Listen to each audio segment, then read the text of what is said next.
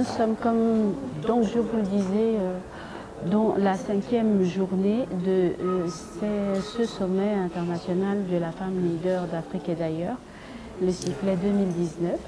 Et nous sommes cette fois en compagnie de Madame Eusebio, qui est donc sage-femme d'État. Elle nous vient du Togo et elle est à la tête d'une association qui accompagne, qui soutient, qui voilà, s'occupe en tout cas, ou qui lutte, je dirais plutôt, qui lutte contre les grossesses précoces en milieu scolaire. En tout cas, elle va mieux nous définir ça en nous donnant également le nom de l'association. Donc, tout de suite, le temps pour moi juste de lui souhaiter la bienvenue sur le blog d'Alice. Madame Eusebio, bonjour. Bonjour, madame. Bienvenue sur le blog d'Alice. Merci. Alors, je disais donc, vous gérez une association qui, finalement, qu'est-ce qu'elle fait? Elle soutient les jeunes filles? Non. Elle lutte plutôt contre les grossesses précoces en milieu scolaire. Ok, merci, madame. Comme je suis sage-femme d'État, j'ai créé cette association pour pouvoir aider les jeunes filles à connaître leur corps. Comment connaître leur corps? D'autant plus que nous savons que la femme a un cycle menstruel et que c'est au cours de ce cycle menstruel que la femme tombe enceinte. Donc, nous sensibilisons les filles à mieux connaître ce cycle menstruel-là. Et j'anime des émissions radiophoniques aussi. Tous les jeudis après-midi, je suis sur les médias pour pouvoir parler de la santé de reproduction. Et notre association est dénommée Monyo Monyo Pomenefa. Monyo Monyo Pomenefa, pourquoi? Pomenefa veut dire... Qu'est-ce que ça signifie d'abord? Pomenefa veut dire la paix dans le foyer. Pour qu'il y ait la paix dans un foyer, il faut que la famille soit heureuse. Et premièrement, en commençant par les enfants bien éduqués, l'éducation de l'enfant, les enfants bien scolarisés, et comme ça le papa et la maman seraient libres pour pouvoir s'égayer à la maison. Donc c'est pourquoi notre association a commencé par sensibiliser les jeunes filles. Nous voyons que une mère ou bien un papa peut dépenser des millions pour mettre son enfant à l'école et au fil des temps, la fille va revenir à la maison avec une grossesse, ce qui n'est pas du tout bon et ce qui fait que nous, notre association, nous sommes en train de lutter contre ces grossesses précoces dans le milieu scolaire. Et nous, on va dans les églises, puisqu'on sait que c'est un lieu de rassemblement, les églises. On sensibilise les femmes aussi pour pouvoir sensibiliser, pour pouvoir donner de bonnes informations à leurs filles à la maison.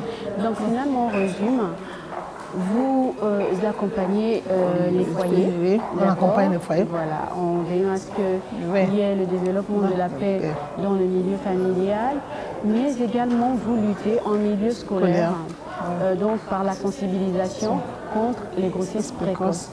Finalement, au Togo, c'est quelque chose de récurrent. Oui, les grossesses non désirées, on peut dire que c'est... les grossesses non désirées, on peut parler de 12% au Togo. 12% au Togo. Donc, ce qui fait que nous insistons aussi sur la planification familiale.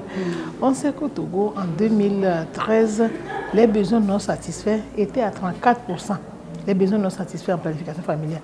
Mais comme nous avons commencé avec notre sensibilisation, aller dans les établissements, parler des rumeurs sur la planification familiale, puisqu'il y a des rumeurs sur les effets secondaires, ce qui fait que les femmes n'arrivent pas à se faire planifier. Donc, comme nous sommes là à insister, à donner des informations sur les effets secondaires, ça a fait que jusqu'en 2017, les besoins non satisfaits était à 29%. D'accord. Vous participez à ce sifflet 2019. Quel est votre rapport, mais également quel est le regard que vous portez sur le sommet? Oui, à ce sifflet 2019, premièrement, je salue beaucoup Madame Owe Sidonie qui nous a invités à ce sifflet. Et ce que moi je vais dire, c'est surtout sensibiliser nos jeunes, puisqu'elle a fait une bonne initiative en mettant dans les thématiques les grossesses non contrôlées. Je suis sur les grossesses non contrôlées en tant que femme au foyer.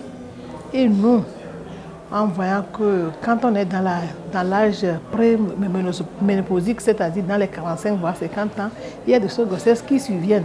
Alors que tu ne t'attendais pas à ces grossesses-là, tu es là, tu te dis que bientôt tu seras à la ménopause et voilà qu'il y a une grossesse. Donc, je salue ça, puisqu'on a fait beaucoup de partages, les gens ont posé des questions sur ça. Et les femmes au foyer doivent savoir que ces temps-là, ils devaient se protéger pour ne pas tomber dans ces pièges-là.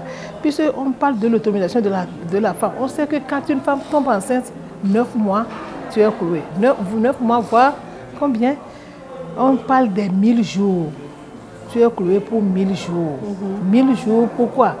Dès la conception jusqu'à l'accouchement, jusqu'à ce que l'enfant ait 2 ans. Donc ça fait 1000 jours, la femme est clouée pour 1000 jours. Donc pour ces 1000 jours-là, je vois que ce que Sifflet a fait, c'est bon. C'est vraiment bon et c'est un bon sifflet que nous allons souffler, on va siffler dedans pour que nos sœurs entendent. Merci. Pour s'assurer que dans ce domaine-là aussi, ça soit respecté. Il faut aussi expliquer qu'en fait, du moins moi je voudrais dire à mes suiveurs que en fait, le sifflet veille justement à impacter tous les domaines qui entourent la vie de quotidien de la femme. Donc voilà. Si on doit parler de politique, si on doit parler de religion, si on doit parler quand on parle de leadership, on doit s'assurer d'être leader partout. Et ça commence même déjà par avoir une bonne gestion de sa famille, de son foyer. Voilà. Merci donc de nous avoir apporté toutes ces informations-là. Et avant qu'on ne partir, nous aimerions vous poser la question de savoir ce que nous pourrions vous souhaiter. Qu'est-ce que nous pourrions vous souhaiter? Un bon voyage et une bonne continuation et pour que Sifflet aille de l'avant, puisque nous sommes au premier sommet, pour qu'on multiplie ces sommets-là et que tout ce que nous venons de semer ici, là, pour que ça donne de bons produits. D'accord, c'est donc ce que nous allons vous souhaiter. Merci encore d'avoir accepté notre invitation. Merci à vous aussi. On va vous dire bon retour lorsque ce sera le moment de partir, mais on est encore là pour assister à d'autres thématiques. Ok, merci. Merci à vous aussi de nous avoir suivis. On se retrouve tout de suite avec de nouveaux invités.